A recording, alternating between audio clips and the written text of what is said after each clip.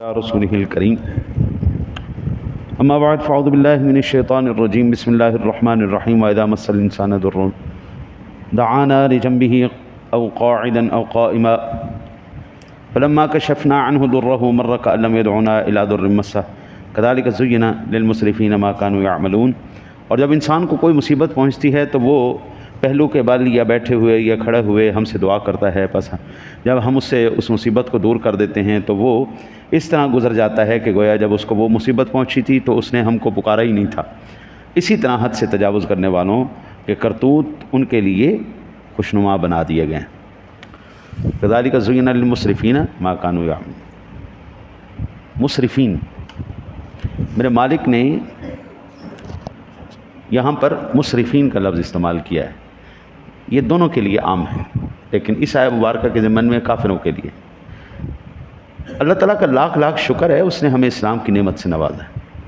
اللہ تعالیٰ کا لاکھ لاکھ شکر ہے، نہ صرف اس نے ہمیں مسلمان پیدا کیا ہے بلکہ ہمیں اس نبی کا ہمیں غلام بنایا ہے جس کی ساری زندگی اعتدال پر گزری، میانہ روی پر۔ نہ حضور کنجوس تھے، نہ حضور فضول خرچ تھے، میانہ روی، اسوہ حسنہ، بہترین زندگی کہ آپ جناب کے نقش قدم پر چلیں نا جی، ایک ایک قدم پر قدم رکھتے ہوئے چلیں تو سیدھا انشاءاللہ جنت میں جائیں گے، کوئی ادھر ادھر والی چکر نہیں۔ اب یہاں پر سب سے پہلے میں عرض کر دوں کہ اسراف کیا ہے، مسرف کسے کہتے ہیں۔ لوگ بھی اس کی تعریف یہ ہے، الاسراف فی اللغۃ من الصرف وهو تجاوز الحد فی کل شیء۔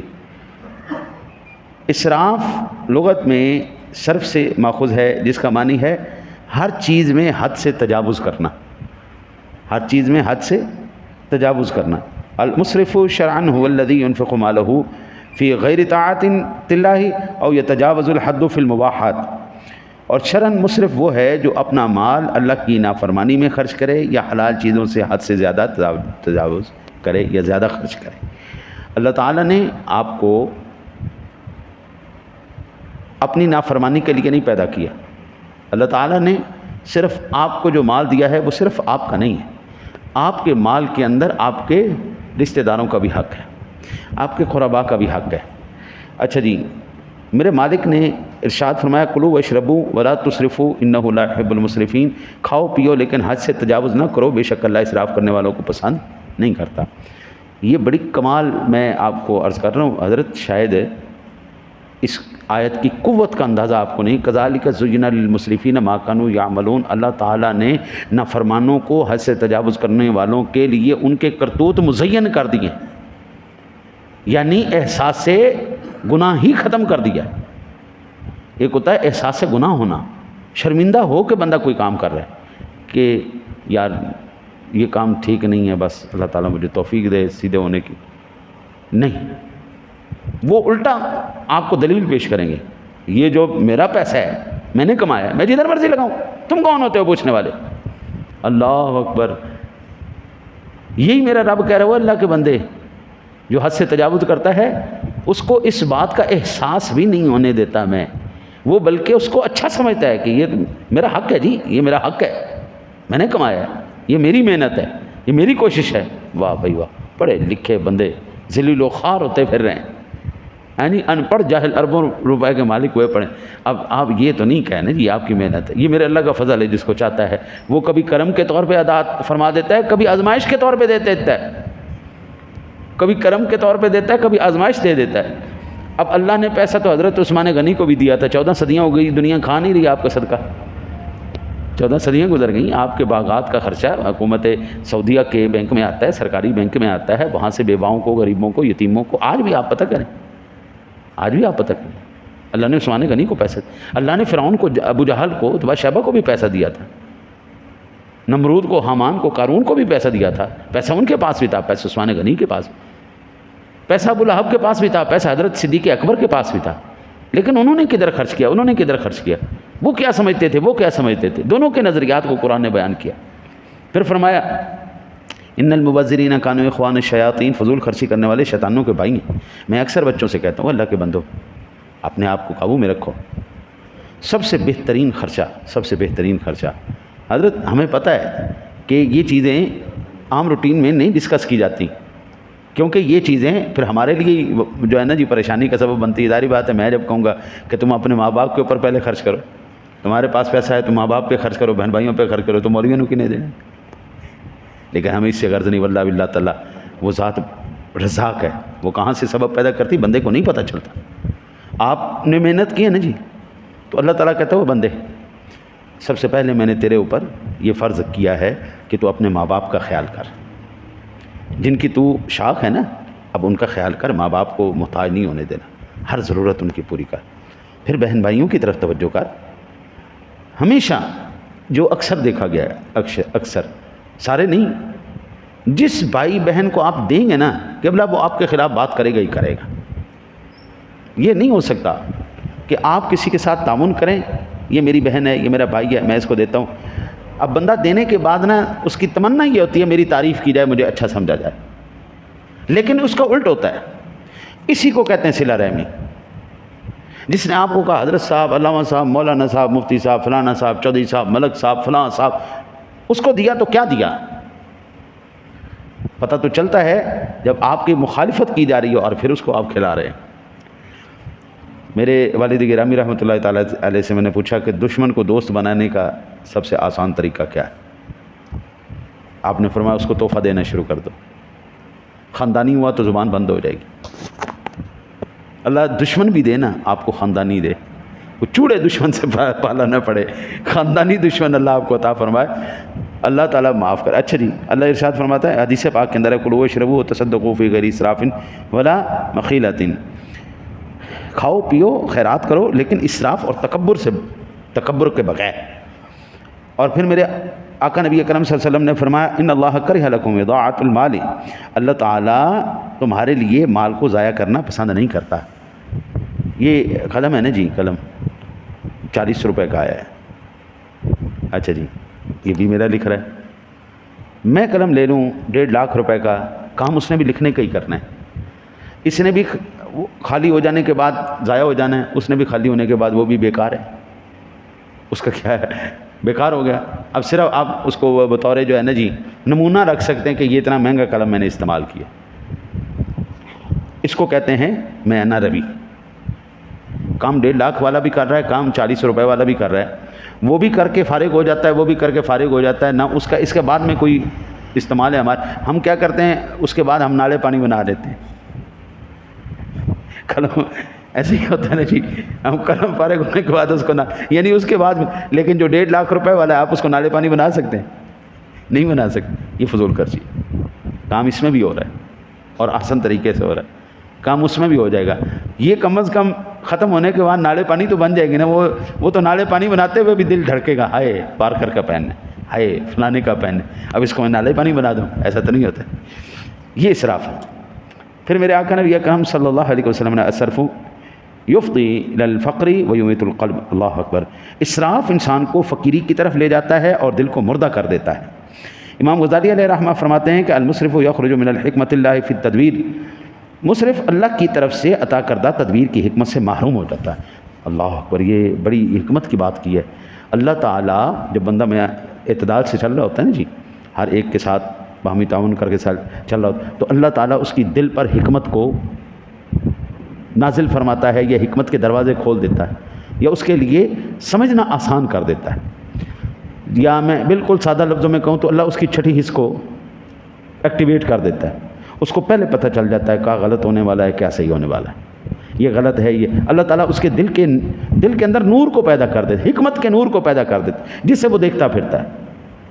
اور جب بندہ اس کے برعکس ہوتا ہے تو دل مردہ ہو جاتا ہے، دل مردہ ہو جاتا ہے، پھر اس کو سمجھ میں نہیں آتی کیا بات ہو رہی کیا نہیں بات۔ پھر اللہ وحدہ لا شریک نے اس کا یہاں پر اس آیت مبارکہ میں کافر کو مسرف اس لیے فرمایا گیا ہے کہ حضرت وہ مال کو ضائع کر دیتا ہے، جان کو اس طرح ضائع کرتا ہے کہ وہ بتوں کی پرستش کر کے خود کو جہنم کا مستحق بنا لیتا ہے، مال کو اس لیے ضائع کرتا ہے کہ وہ بتوں کی زیب و زینت کرتا ہے، اور جانور خرید کر بتوں کی بھیڑ چڑھاتا ہے، اور یہ مال کو ضائع کرنا ہے۔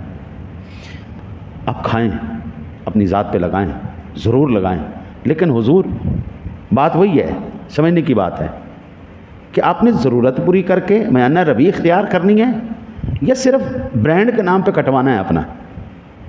برانڈ کے نام پہ آپ نے اپنی جیب کٹوانی ہے، بٹوا کٹوانا ہے، پیسہ ضائع کرنا ہے۔ وہی چیز، وہی آلو پراٹھے کا، وہی آلو والا پراٹھا یہاں سے ہمیں 50 روپے کا، 60 روپے کا مل جائے گا، وہی کسی بڑے ہوٹل میں جا کے کھاؤ تو وہاں پہ 500-600 روپے کا آپ کو آلو والا پراٹھا ملے گا۔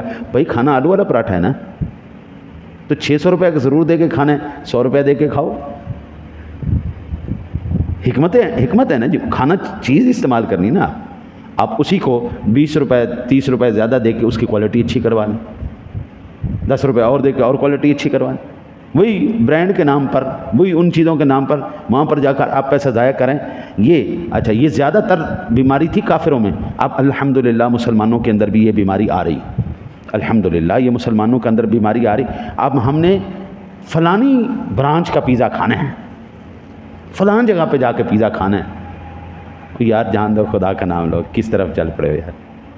ہاں جی، ہمارے وہ بڑے پچھلے دنوں میں میرا ایک پروگرام ہوا تو وہاں پر ایک حضرت صاحب آئے ہوئے تھے، وہاں پہ بریانی پکائی ہوئی تھی، انہوں نے بریانی دی تو ساتھ میں انہوں نے کہا جی ایک پیپسی دی بوتل لے آؤ، پیپسی دی بوتل لے آؤ۔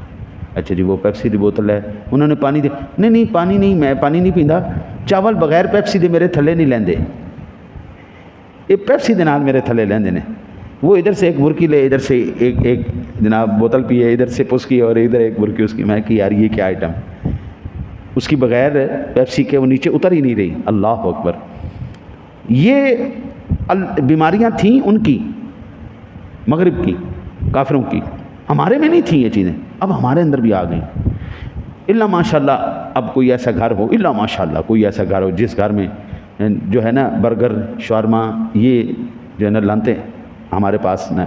اب ان سے پوچھیں نا یار، ہم ستو پیا کرتے تھے، شکر کا جو ہے نا جی سکنجی پیا کرتے تھے، ہاں جی اس طرح کی چیزیں جو ہم عام روٹین میں ہماری مائیں بہنیں ہماری بزرگ بنا کے دیتے تھے، ہمارے بچوں کو نہیں پتہ ان چیزوں کا۔ پجیری بنتی تھی، پنیاں بنتی تھیں، سردیوں میں یہ ساری چیزیں ہمارے گھروں میں ہماری والدہ محترمہ یہ بنایا کرتی تھی۔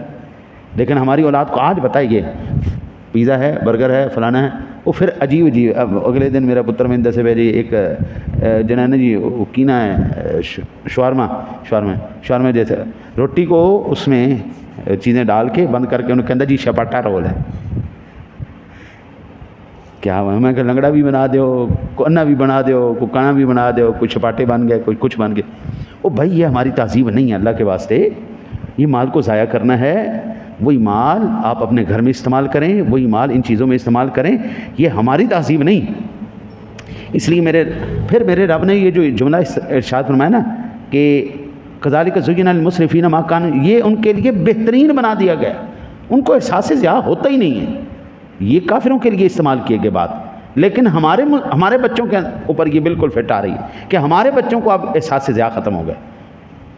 پھر یہ بھی کہا گیا کہ جس شخص کی یہ عادت ہو کہ وہ مصیبت نازل ہونے کے وقت بکثرت دعا اور اللہ تعالیٰ سے فریاد کرے، اور جب مصیبت ظاہر ہو جائے تو وہ اللہ تعالیٰ کے ذکر اور اس کا شکر ادا کرنے سے اعراض کرے، تو ایسا شخص بھی اپنی جان کو اور اپنے دین کو ضائع کرنے والا ہے۔ اللہ اکبر، جب اللہ تعالیٰ نعمت دیتا ہے شکریہ ادا نہیں کرتا، جب مصیبت آتی ہے اللہ کی بارگاہ میں یا اللہ معاف کر دے، یا اللہ معاف کر دے۔ وہی بات، بچے بلاؤ جی قرآن پاک پڑھانا ہے جی، کیوں پڑھانا ہے جی؟ وہ گھر میں تھوڑی سی پریشانی آ گئی ہے، آیت کریمہ پڑھانا ہے جی، کلمہ پڑھانا ہے جی، مائیوں نے بلا لو جی، تھوڑا جا اللہ کے نیک بندے، تو خوشی میں اللہ کو یاد رکھ، مصیبت میں اللہ تیری خود بخود مصیبتوں کو دور کر دے گا۔ خوشی میں آپ یاد رکھیں، مشکل میں وہ یاد رکھے گا۔ ہم نے الٹا کام کر دیا ہے، خوشی میں ہم اللہ کو یاد نہیں کرتے، مصیبت میں یاد کرتے ہیں، پھر اللہ بھی کہتا ہے ٹھیک ہے تینوں میری لوڑ نہیں، مینوں کدی لوڑ ہے تیری، چلو دوڑ جاؤ۔